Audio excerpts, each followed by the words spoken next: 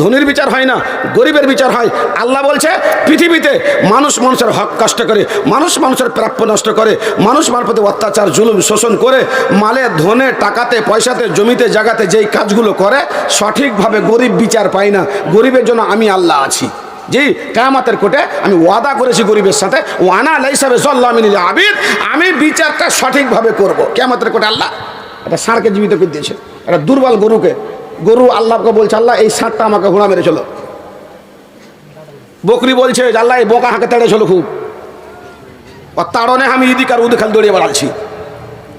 আল্লাহ তখন বলবেন, কেন তেড়েছিলি ওকে, কেন মেরেছিলি? ও শক্তি ছিল বলা, পার্টিগত জোর ছিল তার জন্য, বুবুর দল করছিলি তার জন্য, কংগ্রেসের বাজার নষ্ট হয়ে গেছিল, সিপিএম এর নষ্ট হয়ে গেল তার জন্য, খুব আইরামু করেছিলে। হ্যাঁ দে দে হোড়া দে। এত বলবান আর এত মোটা তাজা আল্লাহ তাকে করবে। নেটে ফুটবল খেলা দেখেছেন, লোকটা যখন গোলকিপারে দাঁড়াচ্ছে তা গোটা গোলকিপার ঘেরে দিয়েছে, এত মোটা করেছে ওকে নেটে। হ্যাঁ ঠিক না ভাই ঠিক? আল্লাহ এত মোটা করবে ওকে, তুই হুড়িয়ে ওকে যেভাবে তো হুড়াল চল তার থেকে ডাবল হুড়াল হুড়িয়ে দে।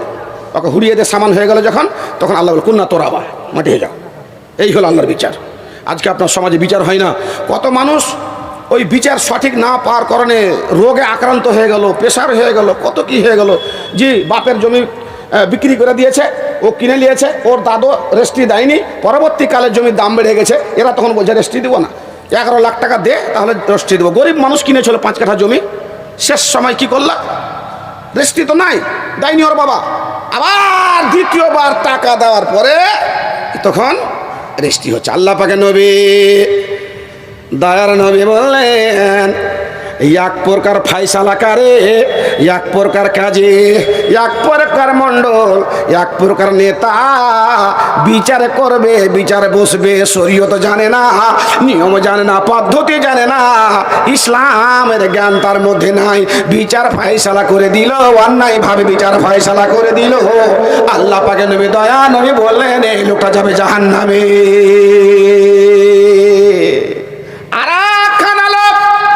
বিচার করতে বসার আগে জেনে নিয়েছে দায়ীকে, দোষ কার, ত্রুটি বিচ্যুতি কার, জমি কার, রেকর্ড কার নামে আছে। আর এই করার পরে টিম তৈরি করে নিয়েছে, আর টিম তৈরি করার পরে বিচারের পর সে বিচার করে যাচ্ছে। বিচারের মধ্যে ছোট্ট বিচার একটা হচ্ছে বড় বিচার, অপরখানা হচ্ছে ছোট বিচার। কয়টা বিচার হয় বিচারে? কয়টা হয় বিচারে? বিচার কয়টা হয়? দুটা। কি কি বিচার? একটা হচ্ছে বড় বিচার, একটা হচ্ছে কি জুরি। ঘাস ছিলতে এসেছিলে, এতটি মানুষ বসে সমাজের মধ্যে ফাইসালা করতে পারলে 4টা লোককে দায়িত্ব দিয়ে পাঠালি, এটা কোনটা পালি তুই শরীয়তে? হ্যাঁ এতটা লিখ, তাহলে বসার কি দরকার ছিল? 4টা লোক এসে বসতো,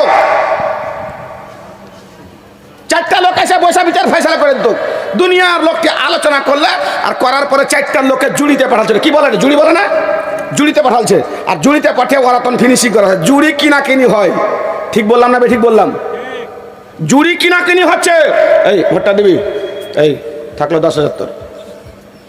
4টার মধ্যে 3টা পেলে তো হয়ে গেল, 2টা পেলে আর একটা কিনে লেছে 10,000 টাকাতে, ফাইসলা হয়ে গেল। এদিকে একটা ছেলে একটা সিগারেট টেনে খেয়েছিল দোকান থেকে, 10,000 টাকা জরিমানা করছে ওকে।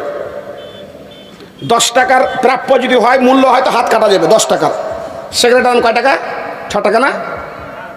6.5 টাকা, হাত কাটা যাবে না। 10,000 টাকা কিসের জরিমানা হলো? একটা সিগারেট চুরি করে খেয়েছে, 10,000 টাকা কি করে জরিমানা হলো? আর 10 টাকার যে মূল্য হতো তা হাত কাটা পড়তো। 10 টাকা মূল্য নাই, 5 টাকা মূল্য সিগারেটের, 6 টাকা 6.5 টাকা। ভাবজান আমার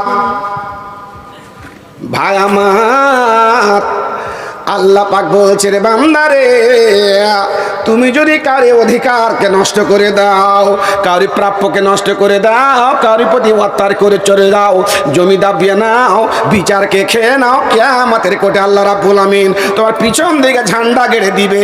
এবং তুমি জান্নাতে ডিগ্রি যদি পেয়ে যাও, আমল নামা ডান হাতে পেতে যাও, তুমি তাহাজ্জুদ গুজার নামাজি মন্ডল সর্দার তুমি করেছো কি? এই মতো অন্যায় করে যদি যেয়ে থাকা চলবো তুমি আমাল কিয়ামত কিয়ামতের করে তোমার জান্নাত থেকে নামখানাকে কেটে দিয়ে জাহান্নামে বানিয়ে দেওয়া হবে। আল্লাহ পাক উনি বলেন দুই প্রকার মণ্ডল, দুই প্রকার কাজী যারা বিচারকে জেনে না জেনে ফয়সালা করেছে তার দুইজনে যাবে জাহান্নামে। আর এক প্রকার হককে জানলো হক ফয়সালা করলো সে যাবে জান্নাতে। জি হাদিস কোরআনের কথা মাওলানা মুমতাজের মুখে শুনতে পাবেন আপনি। ও সকালে যদি শুরু করে তো সন্ধ্যা মতো গেলে হাদিস আর কোরআনই হয়ে যাবে, শেষ হবে না আমার হাদিস কোরআন। আমার কাছে হাদিসের বাইরে কিছু কথা শুনতে পাবেন আপনি। চলেন এবার শুনে আসি।